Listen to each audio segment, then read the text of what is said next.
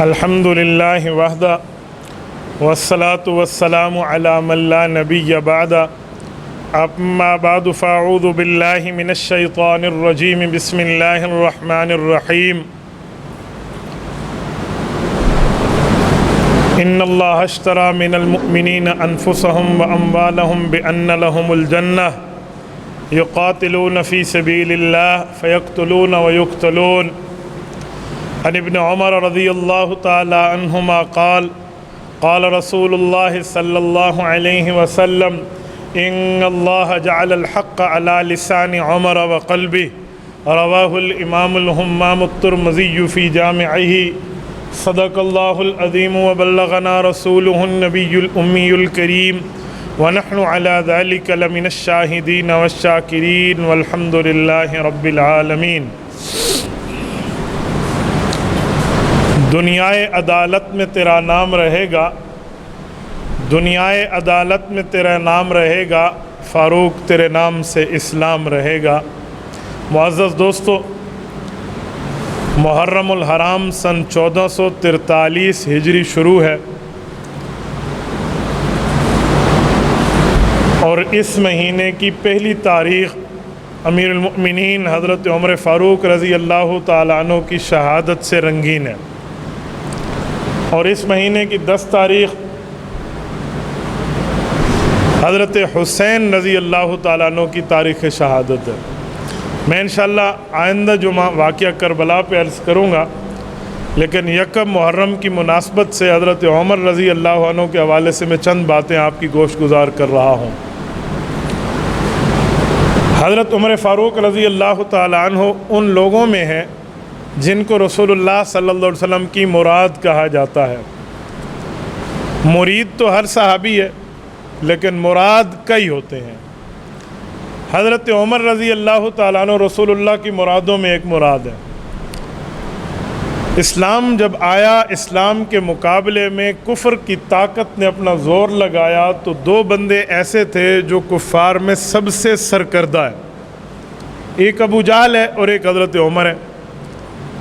حضور پاک صلی اللہ علیہ وسلم نے اللہ سے دعا مانگی کہ میرے مولا ان میں سے ایک مجھے دے دے۔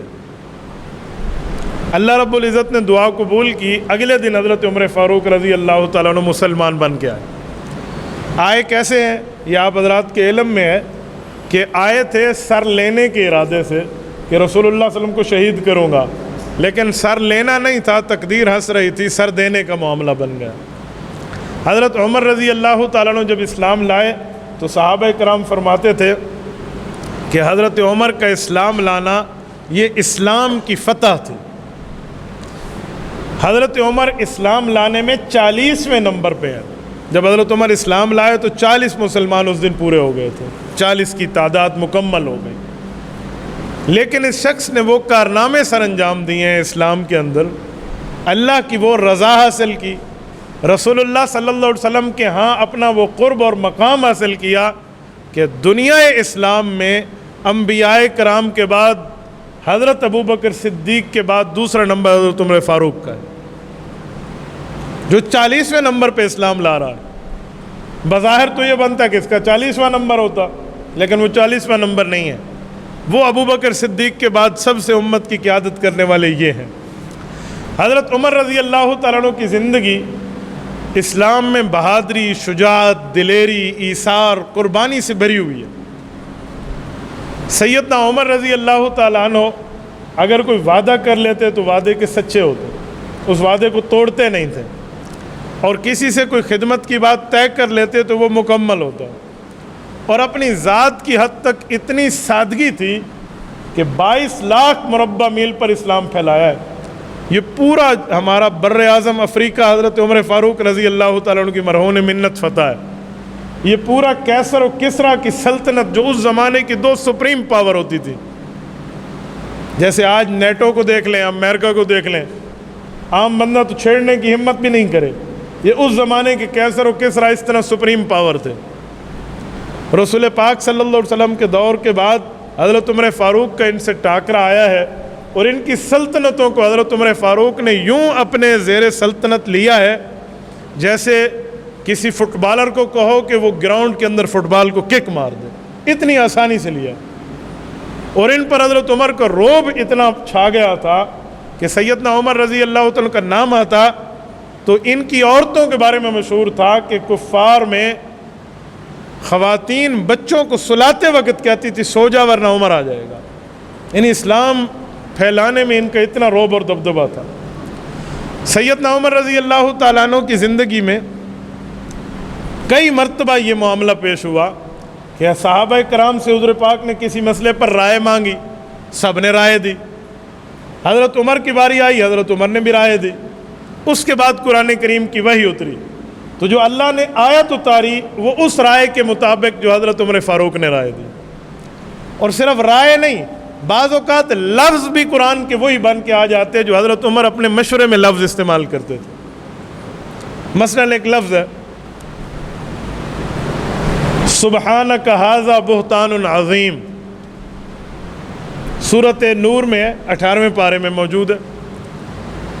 یہ لفظ اس وقت اترا ہے جب حضرت عائشہ رضی اللہ تعالی عنہ کی پاک دامنی پر الزام لگایا اور اللہ پاک نے 18 آیات اتار کے فرمائی کہ آپ کی بیوی عائشہ سچی ہے, الزام لگانے والے جھوٹے ہیں. لیکن جب تک آیت نہیں اتری تھی ایک کنفیوژن تو پیدا ہو گئی نا, الزام تو کھڑا ہو گیا. کچھ لوگ تو یہ حد تک پہنچ گئے کہ حضور پاک علیہ الصلوۃ والسلام کے اگر بیوی پہ حرف آ گیا ہے تو حضور پاک کو چاہیے کہ اس سے اپنے کو جدا کر دیں. عورتوں کی کمی نہیں ہے اللہ کے رسول کے لیے, یہاں تک بات ہو گئی. اس دوران جب مشورہ ہوا تو حضرت عمر نے جب مشورہ دیا تو لفظ یہ بولے کہ سبحانک ھذا بہتان عظیم, اے نبی پاک میری رائے یہ ہے کہ اللہ کی پاکیزگی ہے, اللہ چاہے اللہ بات فرما دے, لیکن یہ بہت بڑا جھوٹ اور الزام ہے. جو رب آپ کے جسم پہ پلیت مکھی نہیں بیٹھنے دیتا وہ آپ کے جسم پہ پلیت عورت, آپ کے بستر پہ پلیت عورت نہیں لانے دیتا. لیکن ابھی وہی نہیں اتری تھی, یہ سب کی رائے ہی تھی, مشورہ ہی تھا. حضور پاک صلی اللہ علیہ وسلم اس کے بعد حضرت ابوبکر صدیق کے گھر گئے اور اما عائشہ رضی اللہ عنہ کے پاس بیٹھ کر فرمایا ان قلتی الممتی فتوبی الی اللہ, عائشہ اگر غلطی ہو گئی ہے تو معافی مانگ لے, میں اللہ سے معافی مانگ کے تجھے دوں گا. اما جان عائشہ فرماتی ہے جب میں نے اللہ کے رسول سے یہ لفظ سنا نا اپنے لیے تو مجھے پریشانی میں حضرت یعقوب علیہ السلام کے نبی کا نام بھول گیا. میں بات کر رہی تھی نا کہ میری حیثیت تو ایسے ہے جیسے یعقوب علیہ السلام تھے کہ ان پہ بھی غلط الزام آیا, وہ بات صاف کرنے ان کے سامنے غلط جھوٹ بولا گیا نا. تو اما عائشہ فرماتی ہے اس پریشانی میں میرے ذہن سے حضرت یعقوب کا نام نکلا. میں نے کہا میری وصال تو حضرت یوسف کے ابا والی ہے, اور رونے لگ گئی ہیں. حضور پاک صلی اللہ علیہ وسلم نے حضرت ابوبکر صدیق کی اہلیہ اپنی ساس حضرت زینب ام رومان اما عائشہ کی امی, ان سے پوچھا کہ آپ کیا کہہ رہی ہیں جب سے گھر آئی ہیں. کہا آپ کے گھر سے جب آئی ہیں نا, جب سے بےایمانوں نے باتیں کی ہیں, یہ تو رو رہی ہیں ایک کمرے میں بیٹھ کے, اس کو تو کھانے پینے اور سونے کا ہوش ہی نہیں ہے. حضرت ابوبکر صدیق خاموش تھے, بالکل چپ ہے. ابھی تک قرآن کریم نہیں اترا, لوگوں کی باتیں چل رہی ہیں. تو جو لفظ حضرت عمر رضی اللہ عنہ نے بولے تھے نا, کچھ ٹائم گزرا, حضور پاک پر وحی کی کیفیت طاری ہوئی تو حضرت ابوبکر نے اپنی بیوی کو کہا, اما عائشہ کی والدہ کو, کہ اللہ کی طرف متوجہ ہو جا, یہ اب قرآن اتر رہا ہے نبی پر, یہ کوئی ایک فیصلہ کر دے گا. تو وہی اتری, کیفیت وہی ختم ہوئی, رسول پاک صلی اللہ علیہ وسلم کے چہرے پر خوشی آئی. حضور پاک علیہ السلام نے یہی آیت پڑھ کے سنائی جو لفظ حضرت عمر کے تھے کہ سبحانک ھذا بہتان عظیم, اللہ نے فیصلہ فرما دیا عائشہ سچی ہے, الزام لگانے والے جھوٹے ہیں. یعنی حضرت عمر رضی اللہ عنہ کی زندگی میں یہ وقت تو کئی بار آیا کہ جو لفظ بولا وہ لفظ بھی بن کے قرآن میں اترا. ایسے 18ویں پارے کے پہلے صفحے کی ایک آیت ہے وَلَقَدْ خَلَقْنَا الْإِنسَانَ مِنْ سُلَالَةٍ مِنْ, اللہ رب العزت نے انسان کی پیدائش کا ذکر کیا ہے کہ انسان پانی کی بوند سے مٹی فلاں فلاں ہڈی گوشت کا ٹکڑا لوتھڑا یوں بنتے بنتے انسان بنا ہے. اور اس کے آخر میں ایک لفظ ہے فَتَبَارَكَ اللَّهُ أَحْسَنُ الْخَالِقِينَ.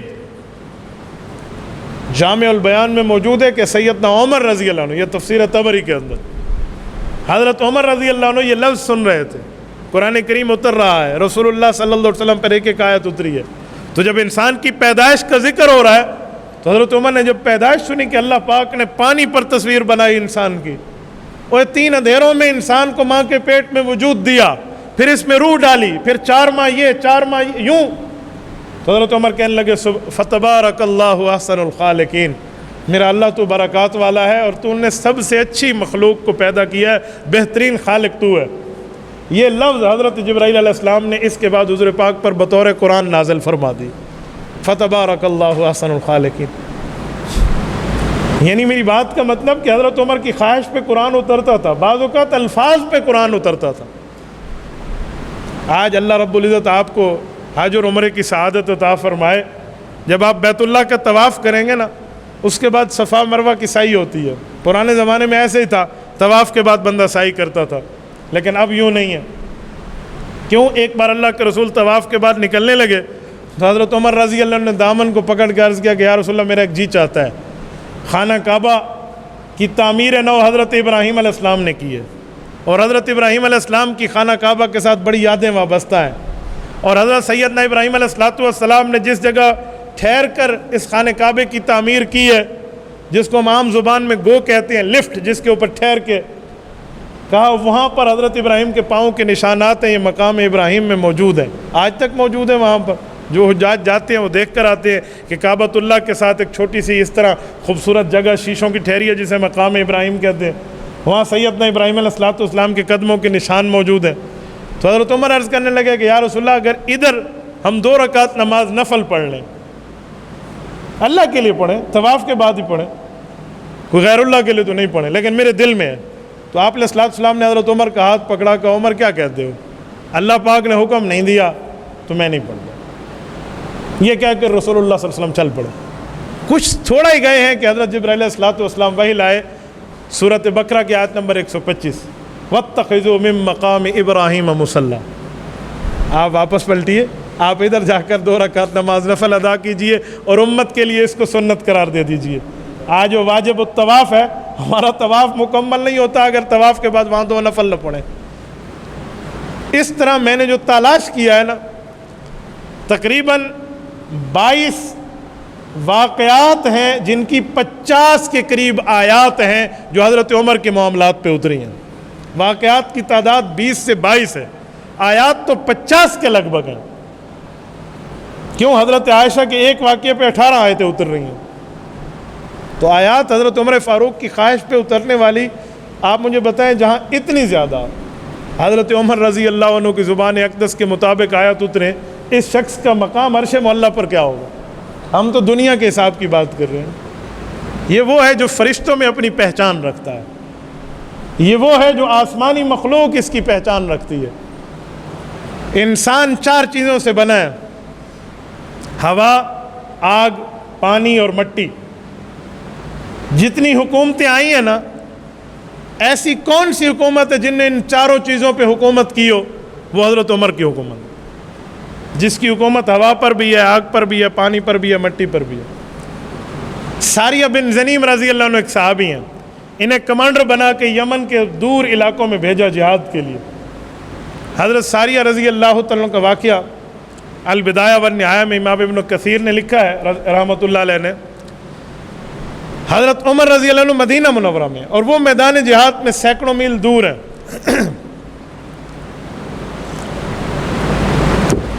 دوران خطبہ جمعہ حضرت عمر فرمانے لگے، اے ساریہ ذرا پہاڑ سے ہٹ جاؤ۔ ساریہ موجود ہی نہیں ہے، مسجد نبوی میں ہی نہیں ہے، جمعہ میں شریک ہی نہیں ہے، شہر مدینہ میں بھی نہیں ہے، سینکڑوں میل دور ہے۔ یا ساریہ الجبل الجبل، یہ حضرت عمر فرماتے۔ صحابہ کرام حیران ہیں کہ جمعے میں گفتگو ہم سے ہو رہی ہے اور نام ساریہ کا لیا جا رہا ہے اور وہ خطاب اس سے ہے۔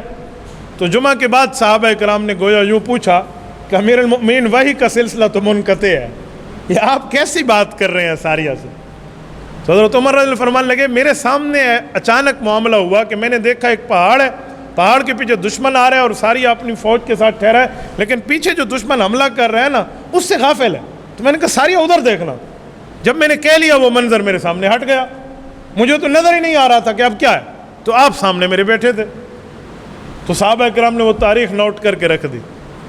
جب یہ فتح یاب ہو کہ قافلہ واپس آیا تو وقت، تاریخ، دن ایک ہی تھا۔ وہ کہتے ہیں واقعی میں پہاڑ کے ساتھ تھا، مجھے امیر المؤمنین کی یکایک آواز آئی اور میں اس طرف سے ہٹا اور ہم نے وہ جگہ فتح کر لی۔ یہ ہوائیں لے کر گئی ہیں نا پیغام، تو ہواؤں پہ حکومت سیدنا عمر فاروق کے عدل و انصاف پر مشتمل ہے۔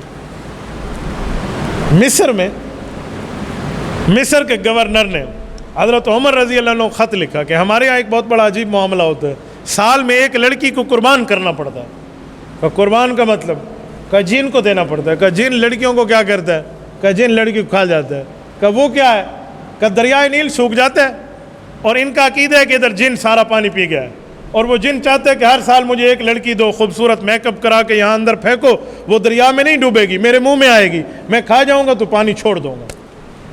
حضرت عمر رضی اللہ عنہ خط پڑھا تو ایک دو دن سوچا اور اگلے دن دو خط لکھے، ایک گورنر کے نام اور ایک دریا کے نام۔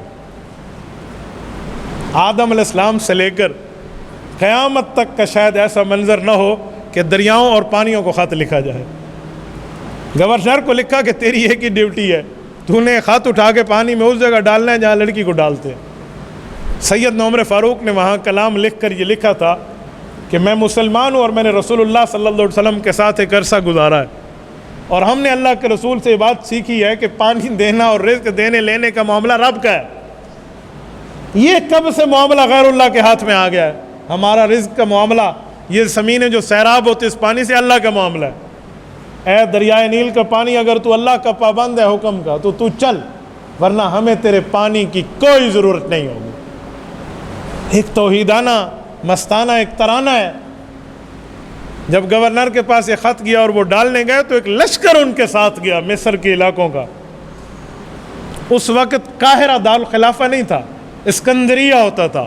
یہ دریائے نیل پر لوگ گئے کہ ہم دیکھیں گے، ہزاروں سالوں سے یہ ترتیبیں آ رہی ہیں، ایک لڑکی کو ہمارے آباء و اجداد ڈالتے تھے اور پانی آتا تھا، یہ کوئی نیا کام مسلمان کر رہے ہیں، نیا علاقہ ان نے فتح کیا، چلو یہ بھی دیکھ لیتے ہیں۔ تو جب لوگ وہاں گئے تو ان نے پانی کے اندر خط پھینکا، اور جب خط پھینکا تو پانی 16 ہاتھ فوارہ اوپر بلند ہوا، اور وہ دریائے نیل چلا ہے اور قیامت تک چلتا رہے گا۔ یہ پانیوں پہ اس شخص کی حکومت ہے۔ اگر میں آگ پر بات کروں، مدینہ منورہ میں ایک جگہ پہاڑ سے آگ نکلی اور وہ بستیوں کو، علاقوں کو جلائے جا رہی تھی۔ ہو سکتا ہے لاوا ہو سکتا ہے آگ ہو، کچھ بھی ہو۔ ایک صحابی دوڑتے ہوئے آئے کہ امیر المومنین فلاں جگہ ایسے ایمرجنسی کی صورتحال پیدا ہو گئی، آپ کچھ کریے۔ تو حضرت عمر رضی اللہ عنہ کندھے پر جو چادر تھی نا، اس چادر کو یوں اتارا اور چادر کو یوں کیا کہ تمیم یہ لینا۔ تمیم داری رضی اللہ عنہ صحابی ہیں، اہل کتاب تھے، مسلمان ہوئے تھے حضور پاک کے ہاتھ پر۔ ان کے ہاتھ میں نے کہا یہ لو، کہ ذرا اس آگ سے نمٹ لو۔ حضرت تمیم داری کو دیا تو وہ بھی سمجھتے تھے نا، تو ان نے اس چادر کو چابک سمجھا، جیسے چابک سے جانور کو ہنگاتے ہیں نا، تو ان نے کہا چل آگ اندر جا، سب جا، یوں کر کے آگ سے گفتگو شروع کی اور اس آگ کو پیچھے دوڑایا۔ وہ جس سوراخ سے نکلی تھی وہاں بند کر کے آگے پتھر رکھ دیا۔ یہ سیدنا عمر فاروق رضی اللہ عنہ کی بات تو یوں آگ مان رہی تھی۔ مدینہ منورہ میں موجود تھے، مدینہ پاک میں زلزلہ آیا۔ حضرت عمر رضی اللہ آسمان کی طرف دیکھ کر زمین کو کوڑا مارا اور کہا یہ تیرے نبی پاک، ہمارے نبی پاک یہاں دفن ہے، یہ میرے نبی پاک کا شہر ہے، اور زمین زلزلہ تو ہل رہی ہے، کیا میں نے کوئی ناانصافی کی ہے؟ جہاں جہاں تک میری حکمرانی، دریائے فرات کے کنارے کتے کو میں پیاسا نہیں مرنے دیتا، میں نے کون سی ناانصافی کی ہے کہ تو ہلنے لگی ہے؟ میرے دوستوں، مدینہ منورہ میں زلزلہ رکا اور قیامت تک رکا رہے گا۔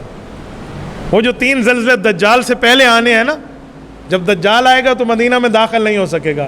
حدیث پاک میں 3 بار مدینہ میں زلزلہ آئے گا، تو جو منافق قسم کے لوگ ہوں گے نا، جن کے دل میں کھوٹ ہوگا، وہ بھاگ جائیں گے مدینہ سے کہ مر گئے، اور وہ دجالی بن جائیں گے، اور مسلمان اور مؤمن مدینہ میں مقیم رہیں گے۔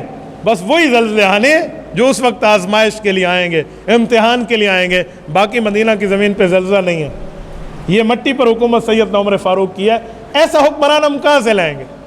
تبھی میں نے شروع میں کہا نا کہ دنیا عدالت میں تیرا نام رہے گا، فاروق تیرے نام سے اسلام رہے گا۔ سیدنا عمر رضی اللہ تعالیٰ عنہ کی 10 سال کچھ دن اوپر نیچے یہ حکومت ہے۔ اس میں سیدنا عمر فاروق رضی اللہ عنہ نے ایران کو فتح کیا۔ حضرت عمر فاروق رضی اللہ عنہ کیسر و کسریٰ کی سلطنت کو پایا، تخت سے ایسے اڑایا جیسے اڑانے کا حق تھا، اور کئی معاملات میں یہ بات طے کی ہے جب ایران فتح کرنے کے لیے حضرت عمر رضی اللہ عنہ کی طرف سے صحابی حضرت سعد بن ابی وقاص گئے تھے رضی اللہ عنہ، تو انہوں نے ایک کمانڈر شاہ ایران کے پاس بھیجا تھا، تو اس نے مٹی سے بھرا ہوا ٹوکرا حضرت سعد کے دیے ہوئے نمائندے کے سر پہ رکھ کے بھیج دیا کہ میں نے تمہارے منہ میں نعوذ باللہ خاک ڈالی ہے۔ تو حضرت عمر تک جب یہ بات ہے تو انہوں نے فرمایا ڈرنے کی بات نہیں ہے، اس نے ٹوکرے میں رکھ کے اپنی زمین ہمارے قبضے میں دی ہے۔ اور جب صحابہ کرام گئے تھے نا اور دریائے دجلہ کو کراس کر رہے تھے، تو ایک صحابی کا پیالہ جس سے وہ پانی پیتے تھے دریائے دجلہ کی موجوں میں گر گیا، تو اس نے دریائے دجلہ کو مخاطب کر کے کہا کہ مجھے میرا پانی کا یہ پیالہ واپس کر، میں رسول اللہ کا غلام ہوں، تو پیالہ اس نے واپس کر دیا تھا۔ یہ جو علامہ اقبال رحمۃ اللہ علیہ نے اپنے شعر میں کہا ہے نا کہ دشت تو دشت صحرا بھی نہ چھوڑے ہم نے، باہر ظلمات میں دوڑا دیے گھوڑے ہم نے، یہ گھوڑے اسی دور میں دوڑے تھے، یہ گھوڑے نہیں اونٹ دوڑے ہیں۔ آپ مجھے بتائیں اونٹ پانی پہ کہاں چلتا ہے؟ صحابہ کرام کی روایات موجود ہیں حیات الصحابہ میں، کہا کہ حضرت علامہ بن حضرمن فرماتے ہیں کہ ہمارے اونٹ کے تلووں کو پانی نے نہیں چھوا تھا، ہم ایسے گئے تھے۔ اور جب صحابہ کرام یہاں سے گزر کے گئے نا تو ایرانی رو کر کہنے لگے دیوان آمدند، یہ انسان نہیں، یہ تو دیو آ گئے ہیں، یہ تو پہاڑ کو اور پانی کو بھی کچھ نہیں سمجھتے۔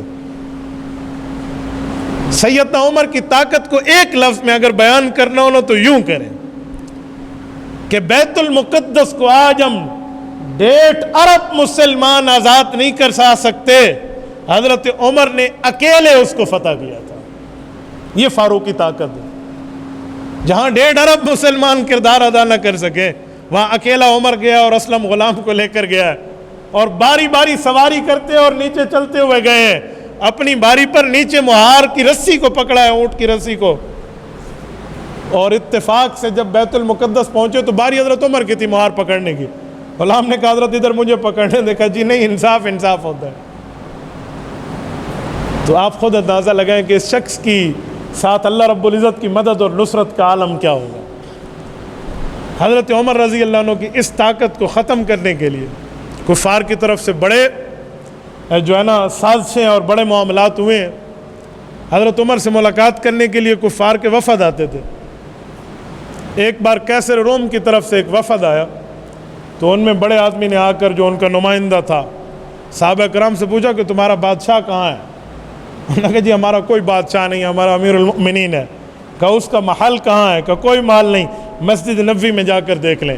مسجد نبوی کے کونے میں دیکھتے ہیں تو حضرت عمر فاروق کے سر کے نیچے ایک پتھر ہے اور آرام سے لیٹے ہوئے۔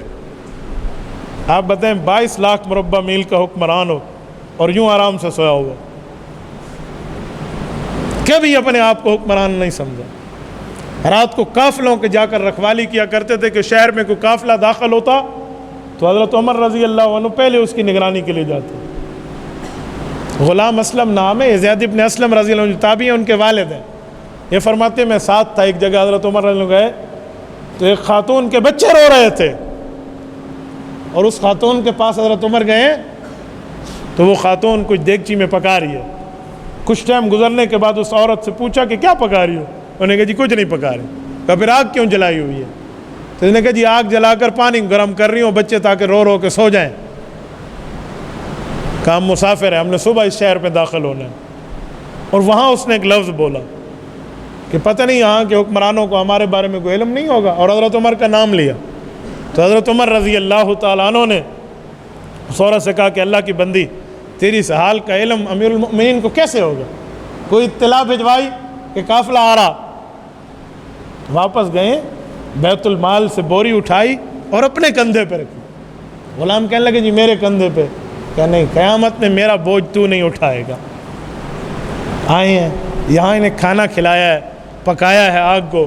کہ جب آگ میں پھونک مارتے تھے نا تاکہ آگ زیادہ ہو تو اس کا دھواں حضرت عمر کی داڑھی سے نکلتا تھا۔ انہیں کھانا کھلایا بچوں کو اور کہا ادھر بیٹھ جاؤ کچھ ٹائم۔ اپنے غلام کے ساتھ کونے میں بیٹھ گئے۔ کہ امیر المومن کھانا تو دے دیا، صبح آ جائیں گے دربار میں، ان کے مسئلے کو حل کر لیا جائے گا، اٹھیں چلیں۔ کہ نہیں، کچھ ٹائم بیٹھنے دیں۔ جب کچھ ٹائم گزرا اور یہ اٹھ کے چلے تو غلام نے پوچھا آپ کچھ ٹائم بیٹھے کیوں؟ یار دل کی تسلی کے لیے۔ کہ کیا دل کی تسلی؟ کہ ان بچوں کو روتے دیکھا تھا، ہنستا بھی تو دیکھ لو نا، ان کو روتے دیکھا، ان کے چہرے پر مسکراہٹ تو دیکھ لو۔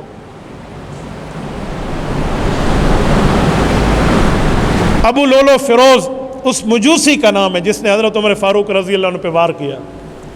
یہ مسلمان نہیں تھا، مجوسی تھا، آگ پرست ہے. اب مجوسی مدینہ میں کیسے داخل ہوا؟ یہاں تو مسلمان کے علاوہ کوئی نہیں آ سکتا. حضرت مغیرہ بن شعبہ رضی اللہ عنہ کوفہ کے گورنر تھے. حضرت عمر فاروق رضی اللہ عنہ کی حکومت کو ضرورت پڑی ایک کمہار کی، بڑھائی کی، جو لکڑی کا کام کرے اور اس طرح باقی لوہار وغیرہ کا کام کرے، کہ جو ماہر ترین بندہ اس سے کوئی خاص کام لینے ہیں. تو حضرت مغیرہ بن شعبہ نے کہا کہ امیر المومنین ہے غیر مسلم، اگر کہیں تو میں اس کو کچھ دن کے لیے لے آتا ہوں. تو اسے کچھ دن کے لیے خاص ایک کونے تک آنے کی اجازت دی گئی تھی، ایک جگہ تک. تو یہ آیا تھا، یہ اپنے کام کے سلسلے میں، حالانکہ کام نہیں تھا، کچھ اور معاملات تھے جو طے تھے حضرت عمر فاروق کے قتل کے ساتھ ان کے معاملات میں. سیدنا عمر رضی اللہ تعالیٰ عنہ سے اس کی ملاقات ہوئی تھی. تو کہا تو کیا کیا کر لیتا ہے؟ اس نے کہا جی میں یہ کر لیتا ہوں، یہ کر لیتا ہوں، یہ. اسی میں اس نے کہا تھا میں خنجر بھی بنا لیتا ہوں، اور یہ ایسا مشہور خنجر ہے کہ لوگ واہ واہ کرتے ہیں اس پر. حضرت عمر علیہ نے فرمایا پھر ہمیں بھی ایک خنجر بنا کے دو. انہوں نے کہا جی بنا کے دوں گا، ایسا خنجر کہ دنیا یاد رکھے گی. سیدنا عمر جہاد میں رہے ہیں، زندگی کا ایک بہت بڑا تجربہ رکھا ہے. حضرت علی المرتضیٰ رضی اللہ فرمان لگے حضرت عمر حضرت علی کو کہ علی اس نے مجھے قتل کی دھمکی دی ہے. تو حضرت علی نے کہا کیسے دی ہے؟ کہ جی اس نے کہا نا ایسا خنجر بنا کے دوں گا دنیا یاد رکھے گی، اور مجھے لگتا ہے اس نے دھمکی دی ہے. تو ساتھ والوں نے کہا حضرت اس کا کام پورا کر دیں. کہ ابھی تو وہ قاتل ہی نہیں ہے، کیوں اس کے خلاف ایکشن لیتے ہو؟ تو میں نے تو صرف اپنا تاثر ظاہر کیا. یار جس کی باتوں پر قرآن کریم اتر کے آ جائے اس کا تجربہ ایسا تو نہیں تھا نا. اور وہی ہوا، یہ ظالم صبح کی نماز میں کسی طرف گھس کے آیا ہے اور انہیں ظاہر بجھا ہوا خنجر رکھا ہوا. سیدنا عمر علیہ صفوں کو درست فرمایا، اور یہ 26 سے 27 ذوالحجہ کی بات ہے. صفوں کو درست فرمایا اور پہلی نماز پہلی رکعت شروع فرمائی ہے. سیدنا عمر رضی اللہ تعالیٰ عنہ کو شخص نے خنجر مارا ہے دوران نماز. اور حضرت عمر فاروق رضی اللہ عنہ نے ایک مسئلے پر عمل کیا کہ نماز کے دوران اگر امام کے ساتھ کوئی معاملہ پیش آئے تو پیچھے والے مقتدی کا ہاتھ پکڑ کے اسے آگے کر سکتا ہے کہ وہ نماز مکمل کرا دے امام بن کے. تو حضرت عمر فاروق کا ہاتھ حضرت عبد الرحمن بن عوف رضی اللہ عنہ کے ہاتھ میں گیا، انہیں آگے کر دیا. حضرت عمر گر گئے. اب دو کہ ایک وہ بےمان پیچھے صف سے نکلا، ایک عبد الرحمن نکلے، دو نکلے ہیں نا. اب صفیں کھل گئیں. جب حضرت عمر کو شہید کرنے کے بعد وہ نکلنے لگا تو صحابہ کرام، پچھلا جو صحابی تھا وہ اگلی صف میں آ گئے، صف پوری کر دی، انہیں نکلنے نہ دیا. اس نے پھر ایک کو مارا ہے، پھر دوسرے کو مارا ہے. یہاں 7 افراد پے در پے زخمی ہوئے ہیں، لیکن کسی نے اسے صف سے نکلنے نہیں دیا. اس نے آخر خود کو خنجر مار کے وہی مار دیا، یہ وہی مر گیا تھا. نماز مکمل ہوئی. حضرت عمر فاروق نے سب سے پہلے فرمایا کہ پہلے اس بندے کو دیکھو جس نے مجھے خنجر مارا تھا، مسلمان ہے غیر مسلم ہے. تو اسے چراغ جلا کر اس کے چہرے کو دیکھا گیا کہ وہ مجوسی غلام ہے جس کو یہاں آنے کچھ دن کی اجازت دی تھی ایک سرکاری کام کے سلسلے میں.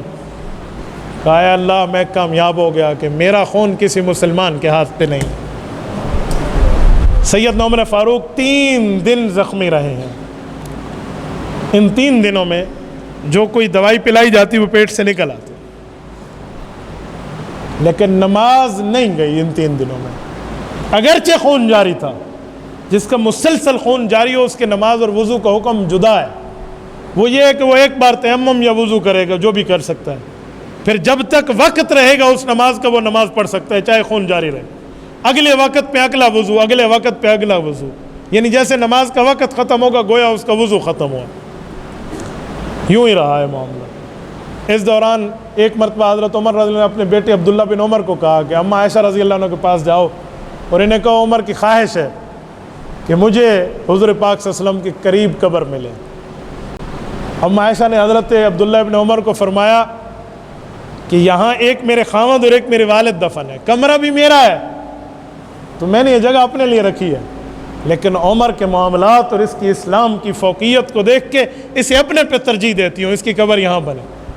جب واپس آ کر بیٹے نے بتایا تو حضرت عمر کی دیانت داری دیکھیں کہ بیٹا ابھی ڈیسیجن نہ لینا، جب دنیا سے چلا جاؤں ایک بار پھر کنفرمیشن کرنا کہ واقعی اب بھی آپ کی رائے یہی ہے کہ میری قبر یہاں بنے. ہو سکتا ہے میری مروت میں انہوں نے اجازت دے دی ہو. ہو سکتی.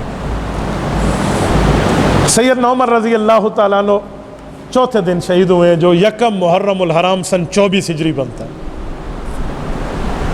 آج کل ایک پروپاگنڈا چلتا ہے, پرچی دکھائیں, ابھی پرچی آئی تھی. یہ مجھے بھی ایک سوال آیا, بھئی یہ 3 4 5 تاریخوں میں لکھا ہوا ہے, ان تاریخوں میں ان کتابوں میں کہ حضرت عمر 27 ذوالحجہ کو شہید ہوئے ہیں. یہ آدھا سچ ہے, پورا سچ نہیں ہے. یہ تاریخیں کھول لی جائیں, کتابیں کھول لی جائیں تو بات فائنل ہو جائے گی. یہ لوگ صرف حوالہ دیتے ہیں, آپ کو پورا صفحہ نہیں پڑھائیں گے کہ بات فائنل ہو جائے. وہاں لکھا ہوا ہے کہ ایک قول ہے 27 ذوالحجہ کو شہید ہوئے ہیں, لیکن صحیح بات یہ ہے کہ یکم محرم الحرام کو ہوئے ہیں. ساتھ اس لائن میں یہ لفظ امام ابن کثیر نے لکھا ہے, وَالْأَوَّلُ مَا صَحَّ, کہ جو پہلی بات ہے کہ یکم کو شہید ہوئے ہیں, پہلی والے معاملہ صحیح قول یہ ہے. تو جو مصنف ایک قول لکھ کے کہتے ہیں کہ یہ غلط مشہور ہے, آگے لکھتے ہیں صحیح ہے, تو اس کے غلط والے کو لوگ کہتے ہیں کہ حضرت عمر 27 کو شہید ہوئے ہیں, صحیح والے قول کو نہیں لیتے. یہ کتنی کذب بیانی کی بات ہے بھائی. جو 27 اور 26 کی بات ہے, اس دن زخم لگا تھا, شہادت نہیں ہے. اس دن زخم لگا ہے, شہادت یکم محرم کو. اور کچھ نے عجیب سلسلہ شروع کیا, کہتے ہیں جی یکم محرم کو سنی اسی لیے حضرت عمر کی شہادت کہتے ہیں تاکہ حضرت حسین رضی اللہ عنہ کی جو شہادت 10 محرم الحرام کو ہے اس کی حیثیت کم کر لی جائے. انا للہ و انا الیہ راجعون. اسلام میں اگر ایک ماہ میں 2 شہید آ جائیں تو اسلام کی عظمت بڑھے گی یا کم ہوگی؟ بھئی یہ تو قربانیوں والے لوگ ہیں, یہاں تو کئی شہادتیں ہیں اس عرصے میں, یہ تو عظمتیں بڑھ رہی ہیں, کم تو نہیں ہو رہی. کیا کسی ایک کی شہادت سے دوسرے کی شہادت کم ہو جاتی ہے؟ سیدنا علی المرتضیٰ رضی اللہ تعالیٰ عنہ کی شہادت 21 رمضان المبارک سن 40 ہجری کو ہے. تو کیا ہم یہ نعوذ باللہ کہہ دیں کہ حضرت علی المرتضیٰ کی شہادت اس لیے رمضان میں ہے تاکہ رمضان کی عزت کم ہو جائے اور روزے کی عظمت کم ہو جائے؟ بے شرمی کی بات ہوگی. کیا سنجیدہ پن ہے بھائی. حضرت علی المرتضیٰ کی فضیلت ہے کہ رمضان المبارک میں رب العزت کے ہاں وہ گئے ہیں. تو سیدنا عمر فاروق اور سیدنا امام حسین رضی اللہ عنہ کی فضیلت ہے. ایک یکم محرم الحرام کا شہید ہے, ایک 10 محرم الحرام کا شہید ہے. ہمارے ہاں شہادت مصیبت نہیں ہے, ہمارے ہاں شہادت لعنت نہیں ہے, ہمارے ہاں شہادت نعمت ہے, یہ اللہ کے رسول نے مانگی ہے. ہاں غم جدائی کا ہے, لیکن جو رتبہ ملا ہے اس کا کوئی غم نہیں ہے. بھائی یہ بات یاد رکھیں کہ موت ایک معاملے میں تو بہت اچھی ہے کہ موت آئے گی تو اس رب کا دیدار کریں گے جس رب کو بن دیکھے پوری زندگی معبود مانا ہے, جس کو بن دیکھے ہم نے سجدہ ریزی کی ہے. موت آئے گی تو اس نبی کے قدموں کی زیارت ہوگی جس نبی پاک کا ہم نے بن دیکھے کلمہ پڑھا ہے. تو اس حوالے سے تو موت ہمارے لیے تحفہ ہے, بشرط بندہ مومن ہو. اور حضرت عمر فاروق رضی اللہ عنہ جس جنت کی خاطر عبادت کرتے رہے, جس اللہ کی رضا کی خاطر اللہ کو معبود مانتے رہے, اس اللہ کی زیارت اور اس قبر میں جنت کا مقام ملنا تو تب ہے جب شہادت ہو.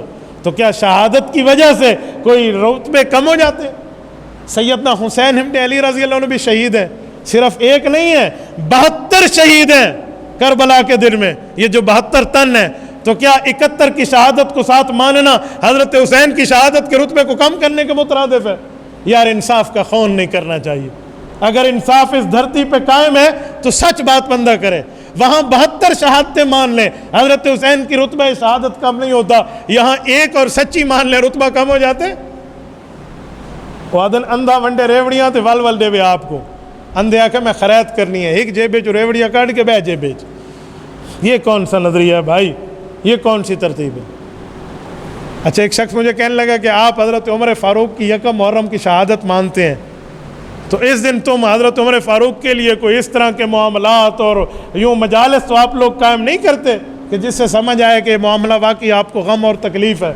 میں نے کہا سن, اہل سنت والجماعت کا نظریہ یہ ہے, اگر ہمارے ہاں ماتم جائز ہوتا, ہمارے ہاں رونا پیٹنا کسی کی شہادت پہ جائز ہوتا, تو خدا کی قسم دماغ میں رہا ہوا آخری پانی کا قطرہ بھی ہم بہا دیتے.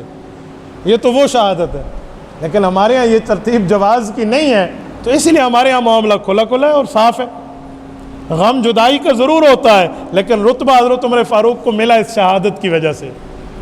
اور سیدنا عمر فاروق کی قبر مبارک وہاں بنی ہے جہاں رسول اللہ صلی اللہ علیہ وسلم کی بنی ہے.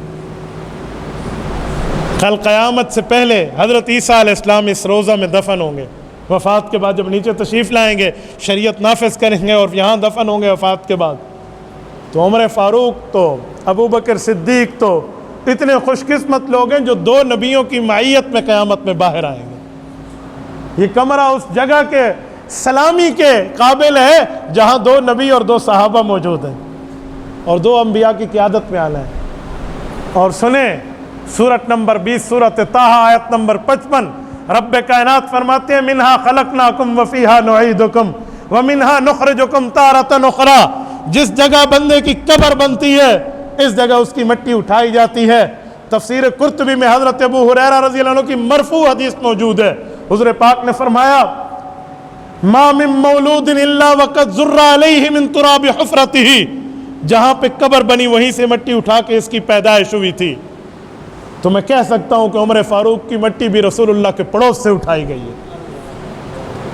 اس لیے حدیث پاک اللہ کے رسول نے فرمایا انا و ابو بکر و عمر خلقنا من تربۃ واحدہ، میں ابو بکر و عمر اس امت کے وہ لوگ ہیں جو ایک ہی مٹی سے اٹھائے اور پیدا کیے گئے ہیں۔ اگر رسول اللہ اور ابو بکر صدیق مکین گنبد خضرا ہیں اور یقیناً ہیں، تو عمر فاروق بھی مکین گنبد خضرا ہے۔ اور مسلمانوں کا نظریہ یہ ہے کہ اگر دنیا میں جنت دیکھنی ہے تو روضہ رسول کی زیارت کر لیں۔ کیوں؟ رسول اللہ کی قبر آتا ہر جنت کے باغوں میں سے ایک باغ ہے۔ اگر مجھے آپ اجازت دے تو میں ایک جملہ کہتا ہوں، یہ جنت سے بھی اعلیٰ ہے، نہیں ہے؟ جنت میں رسول اللہ صلی اللہ علیہ وسلم تو اس قبر مبارک میں جہاں جنت پہنچائی گئی ہے اور اس ٹکڑے کل قیامت میں اٹھا کر جنت کا حصہ بنایا جائے گا، یہ جنت کا وہ ٹکڑا ہے جو باقی جنت سے اعلیٰ ہے، تو عمر فاروق تو اس اعلیٰ جگہ میں موجود ہے۔ اللہ تعالیٰ آپ کو مدینہ منورہ لے جائے، آپ رسول اللہ کی قبر پہ سلام پڑھ کے گزریں تو ساتھ حضرت ابو بکر اور حضرت عمر کی قبر پہ سلام پڑھنا پڑتا ہے۔ خوش قسمت لوگ ہیں، خوش مذہب لوگ ہیں، خوش بخت لوگ ہیں، خدا کی قسم جن کو ان سلاموں کی توفیق مل جاتی ہے، جن کو یہاں کی حاضری مل جاتی ہے۔ اور مسند اسحاق میں موجود ہے 70,000 اللہ کے فرشتے روزانہ رسول اللہ کے روضہ اقدس پہ آ کر صلاۃ و سلام پیش کرتے ہیں، اور جو ایک بار پیش کر جاتا ہے قیامت تک اس کی باری دوبارہ نہیں آتی۔ کیوں؟ وما یعلم جنود ربک الا ہو، 29واں پارہ سورۃ مدثر، اللہ فرماتے ہیں رب کے فرشتے کتنے ہیں وہ اللہ جانتا ہے، دنیا میں کوئی نہیں جانتا ان کی تعداد کتنی ہے۔ تو جو ایک بار سلام پیش کر جاتے ہیں اس کی قیامت تک دوبارہ باری نہیں آتی۔ یہ عمر فاروق اس جگہ مدفون ہے جہاں 70,000 نورانی روزانہ سلام پیش کر رہے ہیں۔ اور میرے دوستو، میں ایک جملہ مزید سمجھانے کے لیے کہتا ہوں کہ یہ وہ روضہ ہے جو جنت کا ٹکڑا ہے، اور اس جنت کے ٹکڑے میں عمر فاروق نے تا قیامت رہنا ہے۔ عمر رہے گا، عمر کا منکر روتا رہے گا، اور عمر جنت میں مزے میں رہے گا۔ ہمارے حضرت استاد عظیم مجاہد رحمۃ اللہ علیہ فرماتے تھے نا کہ اسی روضہ رسول میں رہتا عمر جرار ہے، جس کو مانگا نبی نے خدا سے دعا مانگ کر، آیا عمر آیا عمر، عمر اسلام کی بہار ہے۔ عمر کا منکر رو رو کر مرے گا کیونکہ یہ ٹولہ ہے دجال کا، دونوں جہاں میں خوار ہے۔ میرے دوستو، یہ عمر فاروق یہ مکین گنبد خضرا ہے۔ میری دعا ہے اللہ پاک ان کی قبور پہ کروڑوں اربوں رحمت نازل فرمائے۔ اللہ تعالی ہمارے حکمرانوں کو غیرت فاروقی عطا فرمائے۔ اللہ ہمارے ملکوں میں بھی حضرت عمر فاروق کے عدل اور انصاف کو زندہ فرمائے۔ اقول قولی ھذا واستغفر اللہ وآخر دعوانا ان الحمد للہ رب العالمین۔